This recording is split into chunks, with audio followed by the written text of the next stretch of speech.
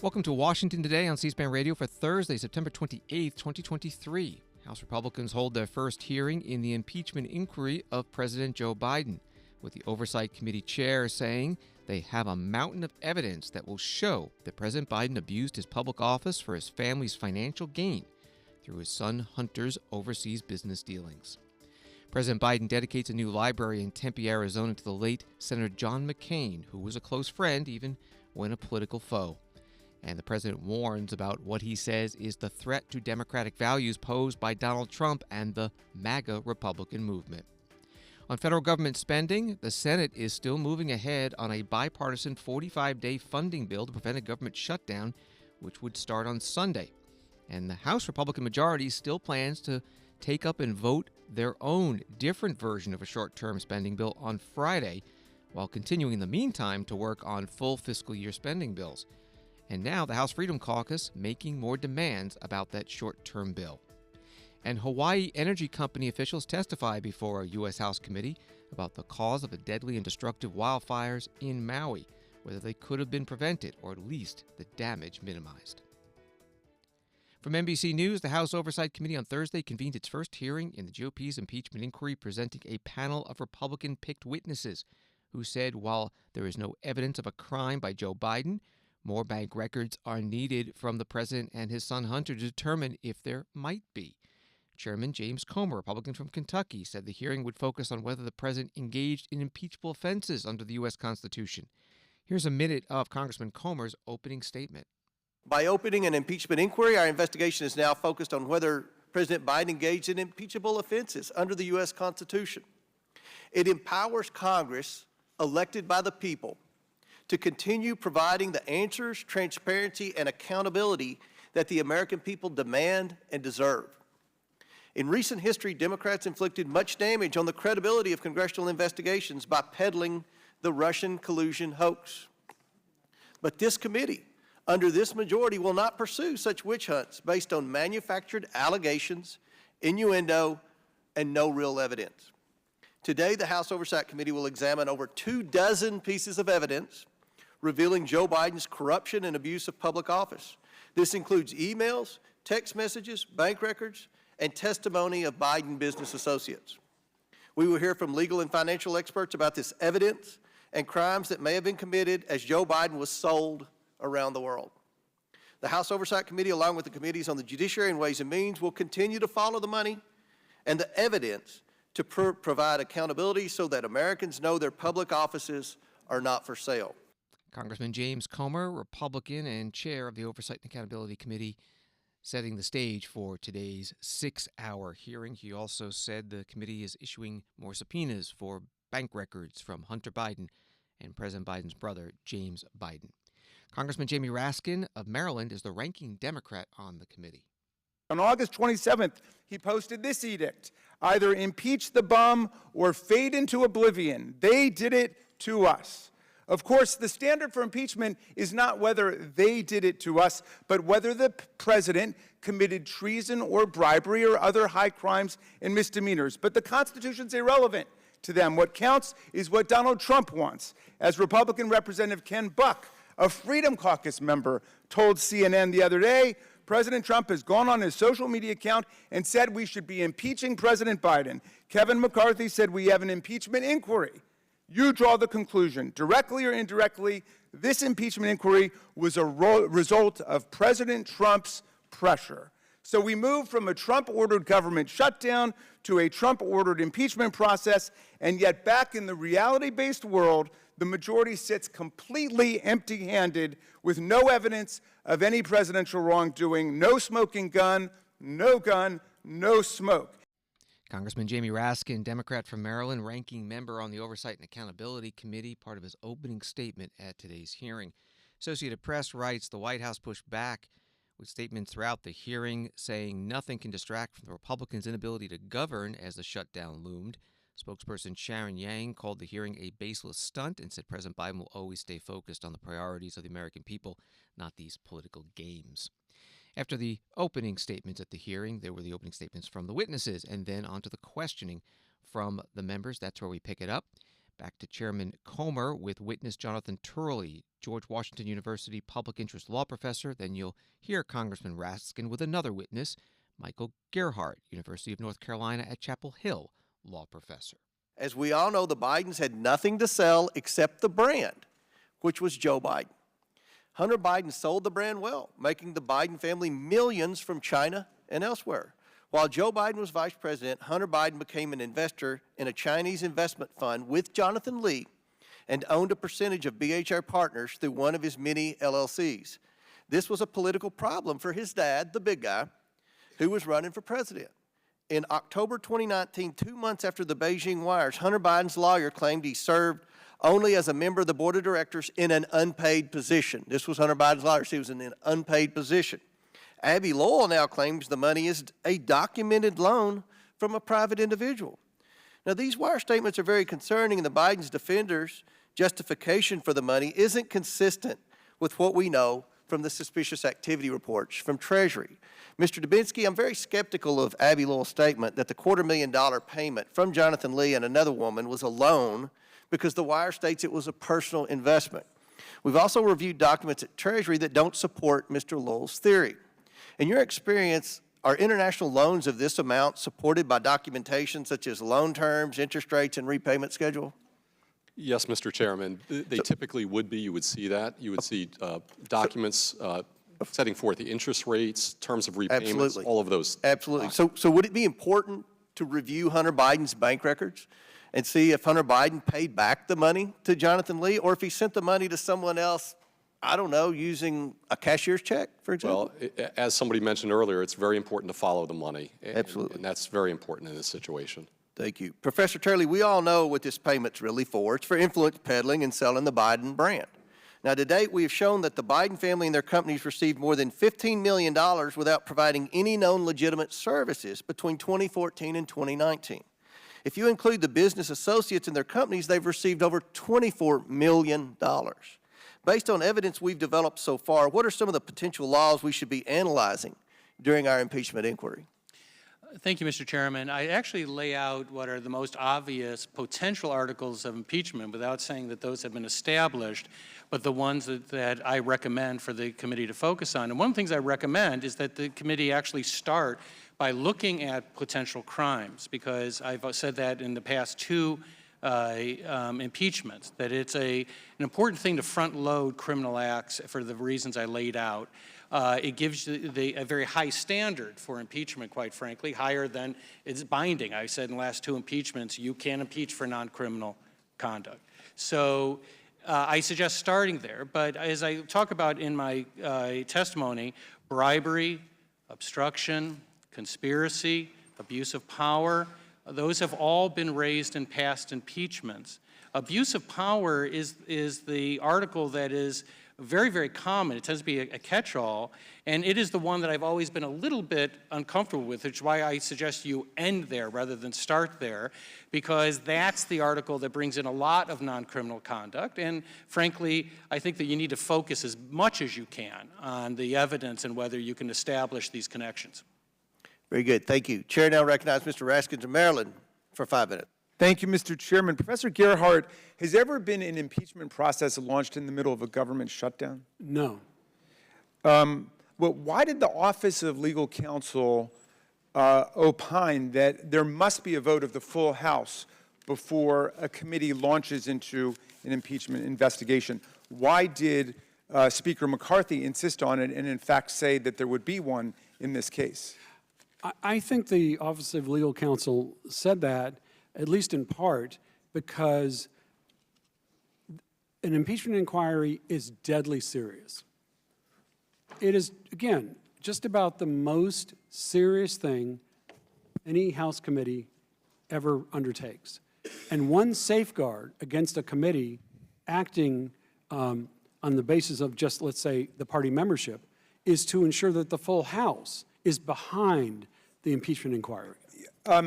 A dozen of our colleagues on the Republican side have already called for impeachment. I'm struck by the fact that of the 4 expert witnesses brought together today, not a single one of them argued that a sufficient quantum of evidence exists today to justify the impeachment of President Biden. Is there any precedent in our country for launching an impeachment inquiry absent evidence of wrongdoing by the president? No. And in fact, I would just point out that with Richard Nixon and Bill Clinton and President Trump in 2019, the full House authorized those impeachment inquiries. Lev Parnas sent us a letter in which he said, it was addressed to Chairman Comer, in which he said, the narrative you are seeking for this investigation has been proven false many times over by a wide array of respected sources. There is simply no merit to investigating this matter any further. And he says, please abandon this effort to investigate the Bidens, which is nothing more than a wild goose chase. And he was Rudy Giuliani's right-hand man, gallivanting all over the world to try to put together a case back in 2019 that Joe Biden had done something wrong. Do you agree that, given that the evidence we've looked at over the 8 months comes down to this discredited Burisma conspiracy theory, we should hear from those responsible for concocting the story in the first case, in the first place, specifically Lev Parnas and Rudy Giuliani? Absolutely.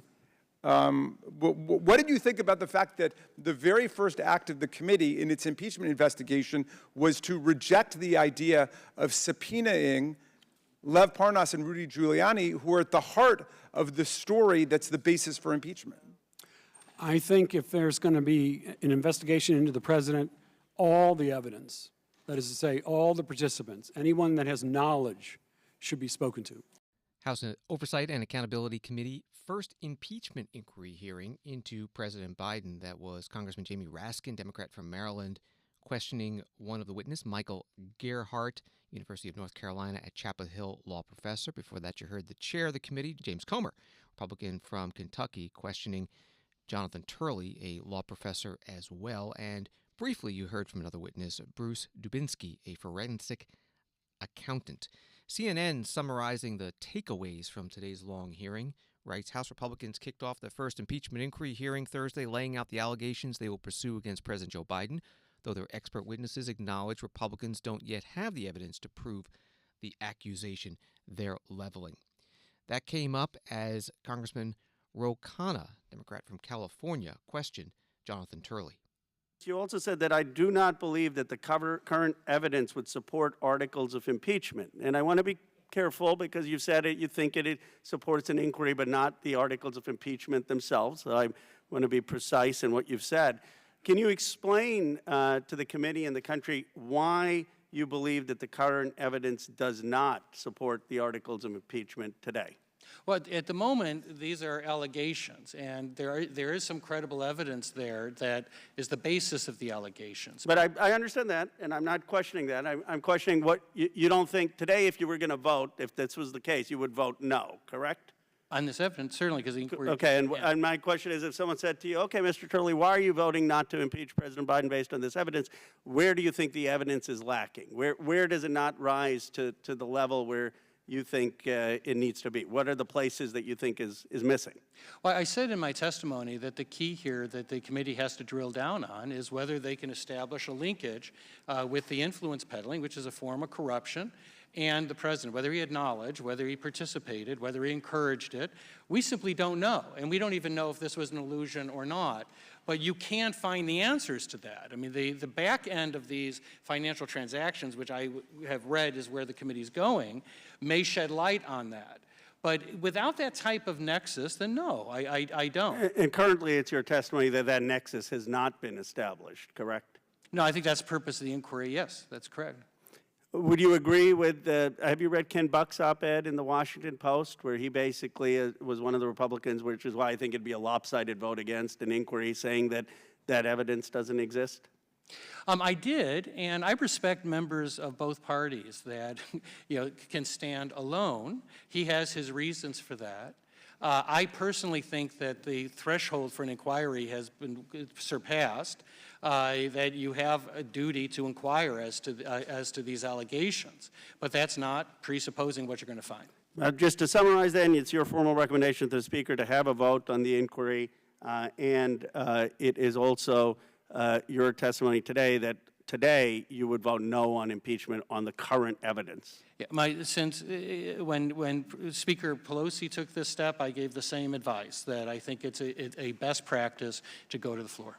Jonathan Turley, George Washington University law professor, questioned by Congressman Ro Khanna, Democrat from California, at the House Oversight and Accountability Committee hearing, first impeachment inquiry hearing into President Joe Biden. Congressman Jim Jordan, Republican from Ohio, is a member of the Oversight Committee. He also chairs a different committee, Judiciary Committee, which is also part of the impeachment inquiry. And at today's hearing, he said the evidence against President Biden is mounting. This is a tale as old as time. Politician takes action that makes money for his family, and then he tries to conceal it. Never forget 4 fundamental facts. Hunter Biden gets put on the board of Burisma. Gets paid a lot of money. Hunter Biden's not qualified, fact number 2, to sit on the board. Not my words, his words. He said he got on the board because of the brand, because of the name. Fact number 3, the executives at Burisma asked Hunter Biden to weigh in and help them with the pressure they are under from the prosecutor in Ukraine. Fact number 4, Joe Biden goes to Ukraine on December 9th, 2015, gives the speech attacking the prosecutor that starts the process of getting that guy fired. Those facts, by the way, are consistent with what the confidential human source told the FBI, and the FBI recorded in the 1023 form, the same form that the Justice Department didn't want to let this committee see. And all those facts, all of that was further confirmed yesterday with the information that the Ways and Means Committee released from the whistleblowers Shapley and Ziegler. Here's a communication from Hunter Biden to an executive with Burisma. Devin and I do feel comfortable with Blue Star strategies and the ability of Sally and Karen to deliver. Hunter Biden put Burisma in touch with Blue Star Strategies. What were they going to deliver? Well, that was in a communication released yesterday as well. U.S. officials in Ukraine and in the United States need to express support for Burisma and Nikolai Zlochevsky to the highest level decision makers, the President of Ukraine, the President's Chief of Staff, and the Prosecutor General. That's what they were going to deliver. And were they successful? The Interior Minister confirmed that Zlochevsky is no longer wanted. We won in less than a year communications between the folks at Blue Star and Eric Sherwin, who was Hunter Biden's business partner. Awesome work. Congratulations to you guys. Those are the communications. That's what they got done. And remember, when this happens in October 2016, when the pressure is taken off, the case is dropped against Zlochevsky, this is the second prosecutor. Joe Biden fired the first one. The second prosecutor comes in, drops the charges. That's exactly what they wanted done. And the final step is the Biden Justice Department tries to sweep it all under the rug. They slow walk the investigation. They let the statute of limitations lapse for the most important years, 14 and 15, the Burisma years when all that income's coming in. They try to put together this sweetheart deal and get it past the judge. And we learned yesterday in the search warrant examining Hunter Biden's electronic communications, they weren't allowed to ask about political figure 1. Political figure number 1 is the big guy, is Joe Biden. And they would have gotten away with it all. They would have gotten away with it all except for 2 brave whistleblowers who sat in those seats 2 months ago and told their story. And their story has stood up. 2 brave whistleblowers and a judge in Delaware who said, we're not going to let this happen. That's why we're here today. That's why this inquiry is so darn important. It's the oldest story in the world, and those are the facts. Congressman Jim Jordan, Republican from Ohio, he chairs the Judiciary Committee. He also sits on the Oversight and Accountability Committee that held today's first impeachment inquiry hearing into President Joe Biden.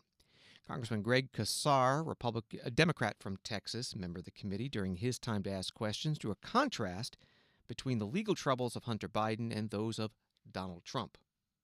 We can and must impartially look at the evidence before us and have equal justice under the law. And the evidence before us shows no wrongdoing by President Biden. We haven't seen that evidence throughout the testimony today. Your own Republican-called witnesses have said they haven't seen that kind of evidence. There is separate evidence that supports indictments, unrelated indictments against his son, Hunter, and multiple indictments spanning 91 criminal charges against former President Trump. I, for one, am grateful we have an independent judicial system where a president's son or a former president like Trump can be investigated and prosecuted if they violate the law. It is my firm belief that Hunter and Trump should both face trial and, if guilty, be held accountable for the crimes they've been accused of. Can everyone on the Oversight Committee say the same thing? Will members of the Oversight Committee please raise your hand if you believe both Hunter and Trump should be held accountable for any of the indictments against them, if convicted by a jury of their peers? We can take a minute.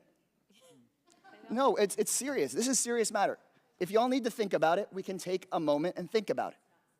It is serious. This is very serious. Think about it. Should both Hunter and Trump be held accountable? I want to see whether you'd raise your hand. Should Hunter and Trump both be held accountable if they're found guilty on any of their indictments? Raise your hand if you think that equal justice under the law applies and Trump should be held accountable. I think it is worse than embarrassing that Republicans won't raise their hands. They refuse to say that equal justice under the law should apply to everyone. And when you step back and think about it, then what about the it's kind January of scary. 6th defendants? It's kind of scary. This double standard insults the institutions of Congress that people fought and died to build. This impeachment hearing clearly is not about justice. We cannot say equal justice under the law for everyone except for the guy who holds the leash. Congressman Greg Casar, Democrat from Texas. You can find today's Oversight and Accountability Committee hearing ran almost 6 hours, the first impeachment inquiry hearing into President Joe Biden by the House Republicans. Find that video at cspan.org. An update on Senator Robert Menendez, Democrat from New Jersey. TND reports that walking out of a closed-door meeting with his Democratic colleagues Thursday afternoon, Senator Menendez told reporters that he will continue to cast votes on behalf of the people of New Jersey as I have for 18 years and not resign, despite the federal indictments against him. Reuters reports that Democratic Senator Joe Manchin repeatedly told reporters that Senator Menendez conveyed during the meeting that he would not resign, and Senator Manchin said no senators posed any questions to the 69-year-old lawmaker. President Joe Biden is in Tempe, Arizona today, where he gave a speech on the importance of upholding democratic, small d, values. He also announced the use of American Rescue Plan money to build a library dedicated to the late Senator John McCain, Republican from Arizona. From an article at KTAR.com, the radio station based in Phoenix, they write, despite political differences, President Biden and Senator McCain were close friends during their time together in the Senate. President Biden delivered a eulogy during the 2008 Republican presidential nominee's funeral in 2018. And this is President Biden's third trip to Arizona since he became president. More visits to the battleground state are likely in the run-up to the 2024 election. Here's President Biden. And there's something dangerous happening in America now. There's an extremist movement that does not share the basic beliefs in our democracy. The MAGA movement. Not every Republican, not even a majority of Republicans adhere to the MAGA extremist ideology. I know because I've been able to work with Republicans my whole career. But there's no question that today's Republican Party is driven and intimidated by MAGA Republican extremists. Their extreme agenda, if carried out, would fundamentally alter the institutions of American democracy as we know it.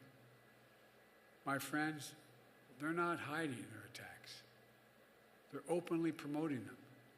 Attacking the free press as the enemy of the people, attacking the rule of law as an impediment, fomenting voter suppression and election subversion.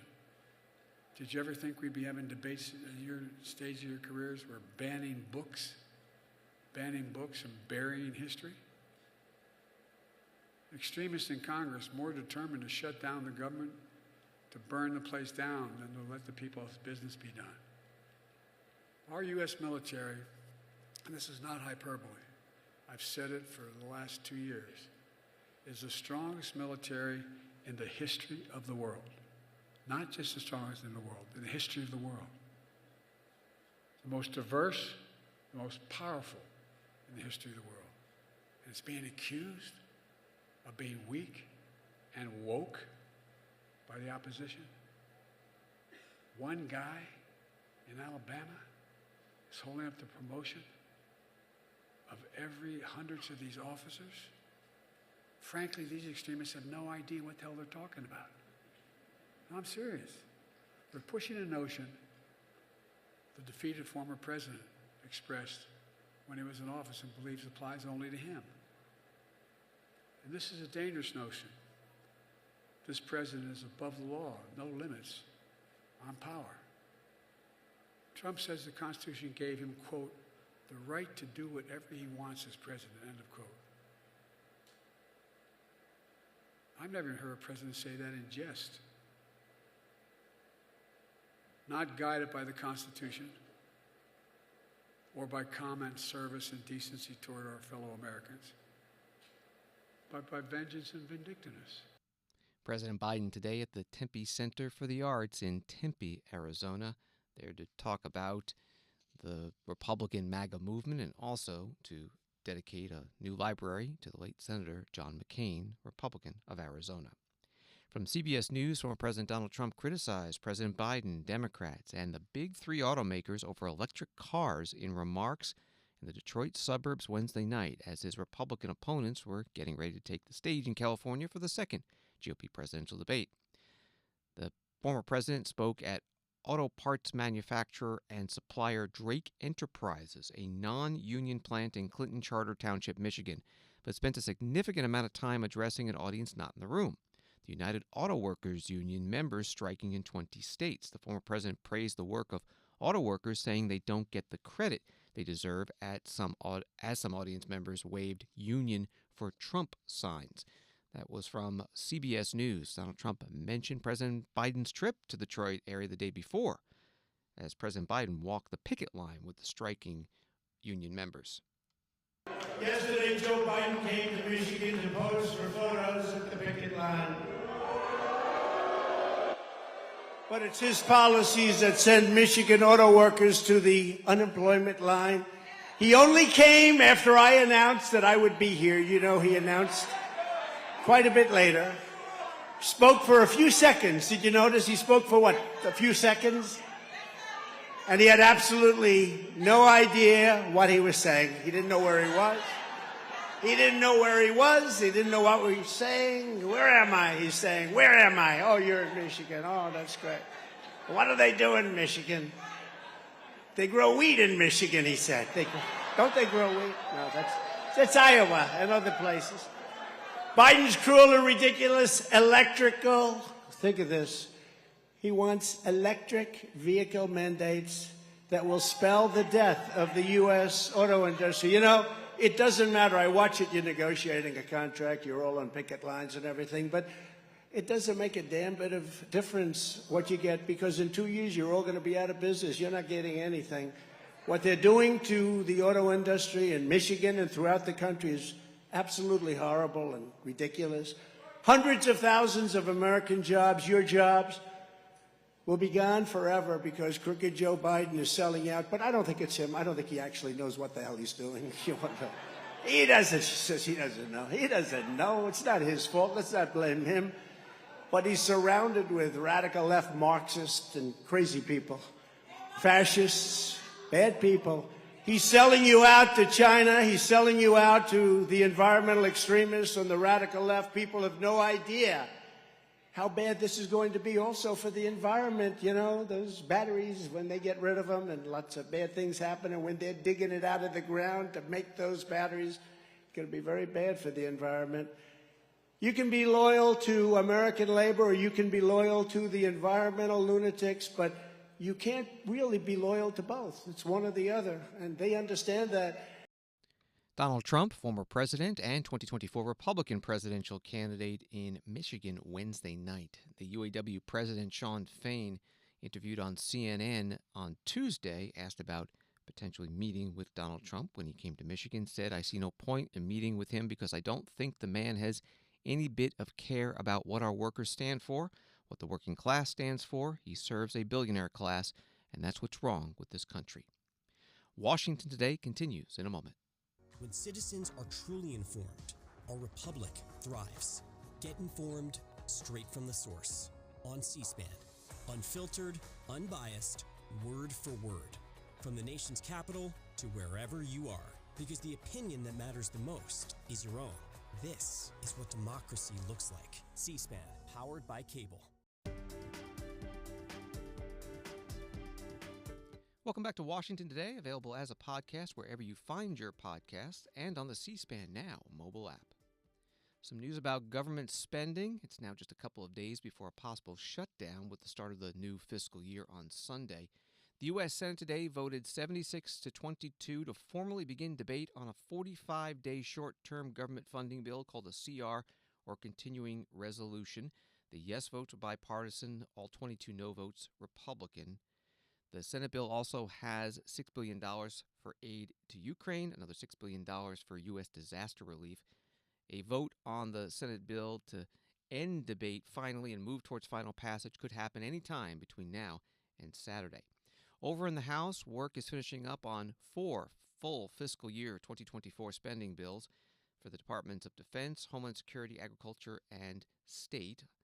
And the House is debating and voting on a separate bill to provide $300 million for Ukraine, stripping that money from the defense spending bill if it passes. House Speaker Kevin McCarthy says that he plans to bring up a short-term government funding bill on Friday that will cut spending and have language dealing with border security. He was interviewed this morning on CNBC about the prospects of getting that short-term government funding bill to pass the House, since up to this point, enough House Republicans have voted against such a measure. He was also asked about the Senate version of the CR. The Senate is their own body and the House is their own body.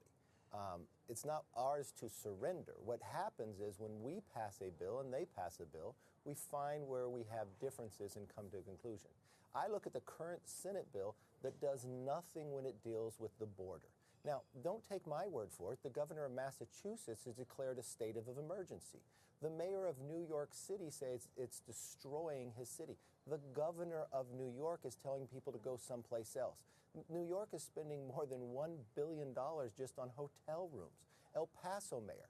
So this is really something that I hear from Democrats and Republicans that want to have something done. I think focusing something along that border to change some of those policies the president changed would put us in a really good position that we could get a stopgap measure to move forward. And that's what two houses work together to make a difference on. But Speaker McCarthy, we spoke with one of the heads of the Problem Solvers Caucus in the House earlier this week, and it's, again, 32 Republicans, 32 Democrats who are trying to find consensus. They said that they are putting forth a bill like that. They have a bill that they have support for from both sides of the aisle that would do just that, take care of some of those border issues and move things ahead, but that they can't get you to take that to the floor. Would you consider that? I don't understand why they think I can't take that to the floor. I haven't seen that in the Senate bill. The question Joe just asked me, will I accept and surrender to what Senate decides? The answer is no. We're our own bodies. No, I'm sorry. I'm talking about within the House. We actually passed the bill that dealt with early on the border, and the Senate's done nothing on that. The Senate's done nothing on when it comes to Parents' Bill of Rights. The Senate has done nothing when it comes to energy, and now we have $100 a barrel oil. But listen, I believe this is an opportunity. It's an opportunity to deal with the border, deal with our funding, and put us on a path that this country is stronger. I will listen, just as I sat yesterday. I also think another provision that we can deal with is a debt commission made up of Republicans and Democrats, much like how we did the old BRAC commission to deal with our long-term Which the problem solvers agree with you on that, sir. I know. I had a very good meeting. Is this going to happen? I had a very good bipartisan meeting yesterday with that. That's something that we have in our continuing resolution as well. It's something I had advocated with the president early in this year. It's something I've talked to Hakeem Jeffries about. I think there's a bipartisan plan here that we could actually solve this and move forward with. It's not going to happen by Sunday. It probably won't happen by Sunday, though, right? Oh, listen. I know Sunday's football day. If people have this type of attitude, they quit in the third quarter. One thing, if I hope you realize about me, is I never give up. And you know what? If we have to play into overtime to get it right, I will do just that. House Speaker Kevin McCarthy, Republican from California, part of his interview on CNBC this morning. And if that overtime does go into the weekend, a reminder that C-SPAN does cover the House and Senate gavel to gavel. The House is on C-SPAN, the Senate's on C-SPAN 2, both of them on the C-SPAN Now mobile app, which is free, or streamed at cspan.org. An article today from The Hill reads more than 24 members of the House Freedom Caucus are pressing Speaker McCarthy for answers on his plan to advance spending bills before advancing a short-term funding measure to avert a government shutdown. The letter listed numerous questions about the state of regular full-year appropriations bills, including the plan to address GOP opposition to several of the 4 bills being currently considered on the House floor, the schedule for the 5 appropriations bills that have been passed out of committee, and to mark up the last 2 spending bills, how additional agreed-upon cuts will be implemented across other bills, and whether the House will stay in session. Finally, the letter asked Speaker McCarthy to publicly refute and reject the Schumer-McConnell continuing resolution, the Senate stopgap plan to extend government funding to November 17th that includes $6 billion in funding for Ukraine and $6 billion in disaster assistance. That from The Hill. The House Minority Leader Hakeem Jeffries, Democrat from New York, held a news conference talking about the government's spending situation. Republican extremism is rearing its ugly head. They are wasting time and taxpayer dollars in an illegitimate impeachment inquiry when we're about 48 hours away or so from an extreme MAGA Republican government shutdown. And this is what they're focused on? An illegitimate impeachment inquiry, as opposed to doing the business of the American people, which is quite simple. Live up to the agreement that you negotiated and that more than 300 members of the House of Representatives voted in the affirmative on, along with a strong bipartisan group of United States senators, then sending a bill to President Biden's desk. We have a bipartisan bill right now working its way through the United States Senate. It will pass in a strongly bipartisan way. Democrats and Republicans in the Senate doing the responsible thing to fund the government in a way that makes a difference for the American people. They will then send that bill to the House of Representatives, where the extreme MAGA Republicans face a clear choice. Put the bipartisan continuing resolution on the floor of the House for an up or down vote, and we can avoid the extreme MAGA Republican shutdown and end this nightmare being visited upon the American people by Marjorie Taylor Greene and others. Or fail to put the bipartisan continuing resolution sent over from the Senate on the floor of the House for an up or down vote, because your objective, apparently, as extreme MAGA Republicans, is to shut the government down. Congressman Hakeem Jeffries, Democrat from New York, the minority leader, at a news conference today. On Wall Street, the Dow up 116, NASDAQ up 108, S&P up 25. Story from ABC News. Survivors and victim relatives say they are disappointed in the lack of answers they received about what caused the Maui wildfires from Hawaii energy and utility officials in a House hearing Thursday. President and CEO of Hawaiian Electric, Shelly Kimura, was not able to answer several questions, including why risk mitigation protocols weren't triggered overnight while the storm was intensifying, how long it took for energy to get out of power lines once turned off, and more. C-SPAN covered this hearing of the House Energy and Commerce Subcommittee on Oversight and Investigations. The chair is Congressman Morgan Griffith, Republican, questioning the CEO of Hawaiian Electric. The picture I get is that there were lots of warning signs out there that wildfires were a prominent threat, particularly on that end of Maui. So I guess, Ms. Kimura, do you all gather information in real time on weather reports when planning preventive maintenance and power generation activities? And before a storm like this, do you have plans in place to watch what's happening and what's going to occur? Because we know the National Weather Service was telling folks a couple of days in advance this was going to be a big one. Thank you for that question. So we do monitor. We were very aware of the red flag warning of the high winds. Forecasters were indicating that it would be 35 to 45 mile per hour winds with gusts of 60 miles per hour. They later indicated, as this was happening, that they had then forecasted that parts of the state were experiencing much higher winds and gusts of about 80 miles per hour. When did you get that information, and were you all watching this yourselves? Was somebody monitoring that on a minute-by-minute basis? We have our teams, not me personally. Yes, ma'am. We have our teams that are getting the information from from third parties. It's not our own team looking at it, but they're getting it from third parties looking at that. Do you know when you learned that the winds were going to be higher than you originally anticipated? I don't have that information right now. Did you get that to the committee after this hearing, obviously? Absolutely follow up with you. Yeah, and here's the reason I ask. We get snowstorms. Y'all don't have that one.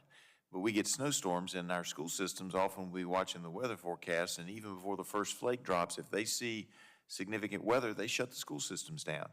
And so my question is, what was the decision-making process in not de-energizing or shutting the power off in this area, which already, because of the invasive plants, because of the wooden poles, because the wires, the lines weren't insulated, already was at risk? These were all risks that were known. What was the decision-making process not to de-energize or turn the power off on these lines during that critical period? So in 2019, our teams, understanding what happened in... And I appreciate the history. What I'm trying to figure out is on that morning, what was your strategy? And were there people who were awake all night monitoring this storm to see what we could do? What's going on? Tell us and the American people what was going on that morning and why you didn't de-energize earlier.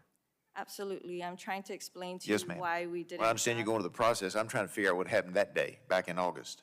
Yeah, so I'm trying to answer your question All right. about why we didn't de-energize. Okay. Those decisions were made years before as part of a plan, and as part of our protocols. And so I'm trying to help you understand what our protocols are in that kind of situation. So in 2019, our team started developing a wildfire mitigation plan. And based on what they had learned of the plans in California, including their preemptive shutoff programs, they determined— That would be the PSPS. Okay. PSPS, that wasn't the appropriate fit for Hawaii. Hawaii is very unique, and through that process, that's the determination that was made, and we had other protocols in place when there's high winds. So when you're asking why didn't we shut off the power, that is not our protocol to do that. All right, let's stop right there. Okay. Going forward, are you re-examining that? Are you looking at doing the public safety power shutoff programs? Are you looking at that now? And are you re-examining your protocols because they didn't work? We are absolutely re-examining our protocols. I want to make it absolutely clear that the afternoon fire, the cause of that fire has not yet been determined. And I heard your testimony, and I just want to confirm, you never re-energized your power lines once you shut them down. Is that correct? That's right. And A little bit before 7 a.m., our lines were not re-energized. And how long did it take for the energy to get out of those power lines? I understand it takes some time. Once you push the button to turn it off, how long does it take where the lines are no longer a danger to the public or to the firefighters, et cetera? I don't know that exact answer, If you but could I get can that for me guarantee later. you, yeah. An exchange between Congressman Morgan Griffith, Republican of Virginia, who's chair of the House Energy and Commerce Subcommittee on Oversight and Investigations, and Shelley Kimura, President and CEO of Hawaiian Electric, at today's hearing. Associated Press writes that Shelley Kimura also said the utility does not have the right or responsibility to clear dry brush or other vegetation on private property, even if it is the right-of-way directly underneath power lines, unless the plants or trees are tall enough to potentially contact the lines. The fire in the historic town of Lahaina killed at least 97 people and destroyed more than 2,000 buildings, mostly homes. It first erupted at 6:30 a.m. when strong winds appeared to cause a Hawaiian electric power line to fall, igniting dry brush and grass near a large subdivision. That from Associated Press. Secretary of State Antony Blinken posted on X, formerly Twitter, Wednesday night, "I couldn't pass up tonight's opportunity to combine music and diplomacy. It was a pleasure to launch the State Department's new Global Music Diplomacy Initiative." And he attached a video of himself in a suit and tie with a guitar, leading a band in a rendition of Muddy Waters' 1954 song, Hoochie Coochie Man. You know I'm here. Everybody knows I'm here. Well, I'm a Hoochie Coochie Man. Everybody knows I'm here. Secretary of State Antony Blinken on lead vocals and lead guitar Wednesday night at the State Department at the launch of the department's Global Music Diplomacy Initiative. Thanks for listening to Washington Today. Sign up for C-SPAN's free evening newsletter, word for word, and get the stories making headlines in Washington sent to your inbox every day. Subscribe at cspan.org/connect. Have a good night.